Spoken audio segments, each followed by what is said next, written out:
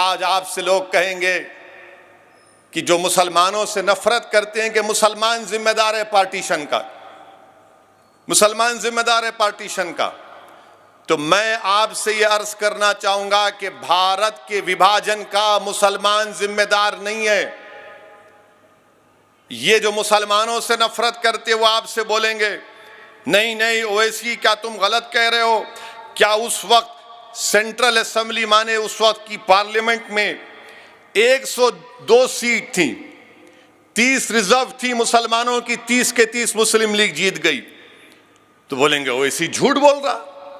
مگر آپ کو یہ ہرگز نہیں بولیں گے کہ 1945 اور 46 میں جو الیکشن ہوا تھا اس میں ووٹ ڈالنے کا حق سب کو نہیں تھا، جیسا آج جو 18 سال کا ہو جا کے ووٹ ڈال سکتا ہے، اس زمانے میں ووٹ ڈالنے کا اختیار صرف انہی کو تھا جو انکم ٹیکس دیتے، جو نواب تھے، جو زمیندار تھے، جو پڑھے لکھے تھے، انہی کو ووٹ ڈالنے کا اختیار تھا، باقی عام مسلمان کو ووٹ ڈالنے کا اختیار نہیں تھا۔ تو یہ مسلمانوں سے نفرت کرنے والے آدھی سچائی کو بیان کرتے، آدھی سچائی کو بیان کرتے۔ مثال کے طور پر اس وقت کے بہار میں جب یہ الیکشن ہوا تو صرف 7% لوگ ووٹ ڈالے اور بولتے مسلمان پارٹیشن کا ذمہ دار ہے۔ ہم ذمہ دار نہیں ہیں پارٹیشن کے۔ جن کو پاکستان سے محبت تھی وہ پاکستان بھاگ گئے، جن کو بھارت سے محبت تھی وہ آج بھی ہیں اور کل بھی رہیں گے اور صبح قیامت تک رہیں گے انشاءاللہ تعالی۔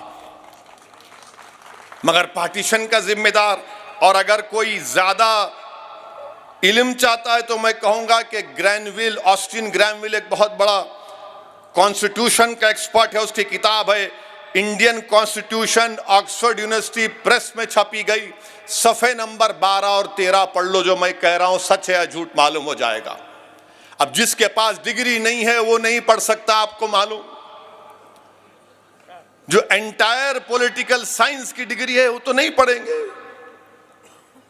تو گرینویل آسٹن کی کتاب ہے، آپ پڑھ لیجیے۔ اور 1935 کا قانون ہے، 6 شیڈیول، پارٹیشن کا ذمہ دار مسلمان ہے۔ اب دیکھو 15 اگست 7 ہی شروع ہوا تھا، ٹی وی پر کوئی بولتا ہے بھارت کا وبھاجن ہوا، بھارت کا وبھاجن ذمہ دار مسلمان نہیں ہے۔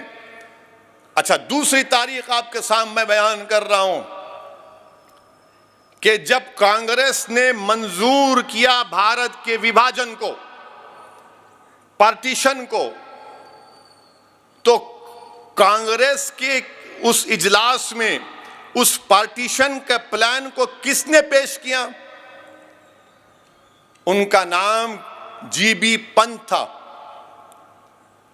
پارٹیشن کے پلان کو پیش کیا، اور پھر اس کو سیکنڈ کس نے کیا؟ مولانا آزاد نے۔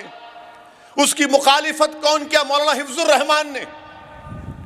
مولانا حفظ الرحمان نے وہ تاریخی جملہ کانگریس کے اجلاس میں کہا تھا کہ اگر آج آپ اس پارٹیشن کو، پاکستان کو بنانے کی رضامندی دیں گے تو ہم اپنے ہاتھ سے اپنی تاریخ کو مٹا دیں گے، ہم اپنے ہاتھ سے ان وعدوں کو بھلا دیں گے، یہ مولانا حفظ الرحمان نے کہا تھا۔